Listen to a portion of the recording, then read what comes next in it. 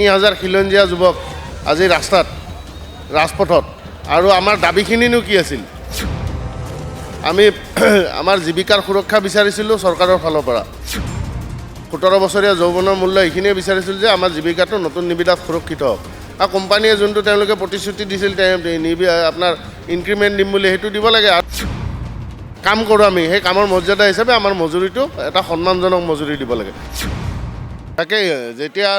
চৰকাৰখনে দুৰ্নীতিৰ বিষয়ে ক্ষুণ্ণ সহনশীলতাৰ কথা কয় নিবনুৱা সমস্যা দূৰীকৰণৰ কথা কয় সম অধিকাৰৰ কথা কয় জাতি মাটিৰ ভেটিৰ কথা কয় আমাৰ ভাল লাগে কিন্তু আচৰিত ধৰণে 3000 খিলঞ্জীয়া যুৱক আজি ৰাজপথত আৰু আমাৰ দাবীখিনিনো কি আছিল আমি আমাৰ জীৱিকাৰ সুৰক্ষা বিচাৰিছিলোঁ চৰকাৰৰ ফালৰ পৰা 17 বছৰীয়া যৌৱনৰ মূল্য এইখিনিয়ে বিচাৰিছিল যে আমাৰ জীৱিকাটো নতুন নিবিদাত সুৰক্ষিত হওক আৰু কোম্পানীয়ে যোনটো তেওঁলোকে প্ৰতিশ্ৰুতি দিছিল আপোনাৰ ইনক্ৰিমেণ্ট দিম বুলি সেইটো দিব লাগে আৰু আমাৰ যিখিনি কাম কৰোঁ আমি সেই কামৰ মৰ্যাদা হিচাপে আমাৰ মজুৰিটো এটা সন্মানজনক মজুৰি দিব লাগে সেয়াও আমি বিচাৰিছিলোঁ নতুন নিবিদাত তাৎক্ষণিকভাৱে বিচৰা নাছিলোঁ কিন্তু এইখিনি বিচৰাৰ কাৰণে কোম্পানীটোৱে যিটো জিঘাংসা চৰিতাৰ্থ কৰি 1100 মানুহক উলিয়াই দি পেলাই এটা মানে অযথা আস্ফালন এটা কৰিলে শ্ৰম আইন ভুলুণ্ঠিত কৰি মানৱ অধিকাৰ ভুলুণ্ঠিত কৰি তাতকৈও ডাঙৰ কথা তেওঁলোকে অপ্ৰশিক্ষিত মানুহ দি MOU ভাইলেট কৰি অপ্ৰশিক্ষিত মানুহেদি গাড়ী চলালে গাড়ী খুন্দিয়ালে মানুহ মাৰিলে ট্ৰিটমেণ্ট নাপায় মানুহ মৰিল যোৱাকালি আমাৰ নিজৰ সতীৰ্থ এজনে ককায়েকৰ ষ্ট্ৰোক হৈছিল তেওঁ গোটেই ৰাস্তাটোত হাজোৰ পৰা গুৱাহাটীলৈকে অক্সিজেন নাপালে এজন পাইলটে গাড়ীখন লৈ আহিলে এইবিলাক কথা যেতিয়া আমি NHMৰ MD মহোদয় বা বাকীখিনি আমলাখিনিক জনাওঁ তেওঁলোকে কয় ছাৰ্ভিচটো চলি আছে তো আপোনালোকৰতো আন্দোলনৰ কোনো মূল্যই নাই ছাৰ্ভিচটো চলি আছে যদি ছাৰ্ভিচ এনেকৈয়ে চলাবলৈ আছিলে তাতকৈ ভাল কথা তেনেহ'লে সঞ্জয় ঝাক এই সঞ্জয় ঝা নামৰ দূৰাকাংক্ষী ব্যক্তিজনক গোটেই অসমৰ 108খিনি কাগজে কলমে যোনটো তেওঁ চলাই আছে সেইটোত আপোনালোকে সেইটোকে কৰিব দিয়ক তেওঁক কাগজে কলমে তেওঁ 802খন গাড়ী 300খন চলায় বাকীখিনি কাগজে কলমে চলায় 150 গাড়ী দিনত চলায় ৰাতি নচলায় 7খন নৌকা এম্বুলেঞ্চ তেওঁ দেখাই চলোৱা কাগজে কলমে কিন্তু এখন চলে তাৰপিছত উইকলি অফত গাড়ী নচলে গাড়ীৰ পাৰ্টছবিলাক চব ডুপ্লিকেট পাৰ্টছ লগায় ৱৰ্কশ্বপত গাড়ী পৰি থাকে ৱৰ্কশ্বপত পৰি থকা গাড়ী GPS-টো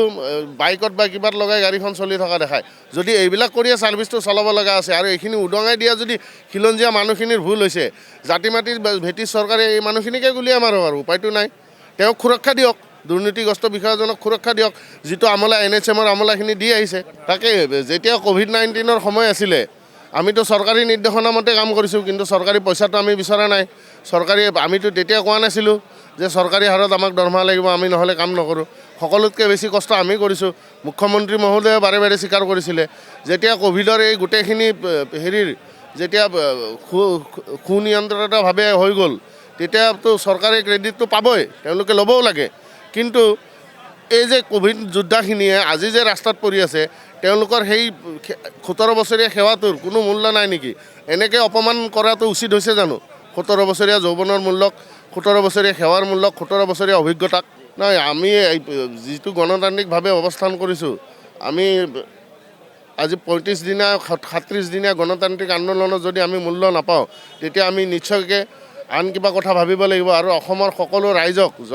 জনসাধাৰণক দল সংগঠন ৰাজনৈতিক অৰাজনৈতিক সকলো দল সংগঠন ইভেন চৰকাৰী পক্ষৰ সকলো মানুহকে আমি অনুৰোধ জনাম আমাক সহায় কৰক আমাৰ যিখিনি সেৱা আছে সেইখিনি মূল্য দিয়ক আমি এইখন আমাৰ ন্যায্যপ্ৰাপ্য যুঁজ আত্মসন্মানৰ যুঁজ ইয়াতে এজন দুজন আমোলাই এই আমাৰ ন্যায্যপ্ৰাপ্য যুঁজখনক এটা বিকৃত ৰূপ দিয়াৰ চেষ্টা কৰিছে এইটো সমাজখনৰ কাৰণে শুভ নহয় ন্যায়ৰ বাবে শুভ লক্ষণ নহয় আৰু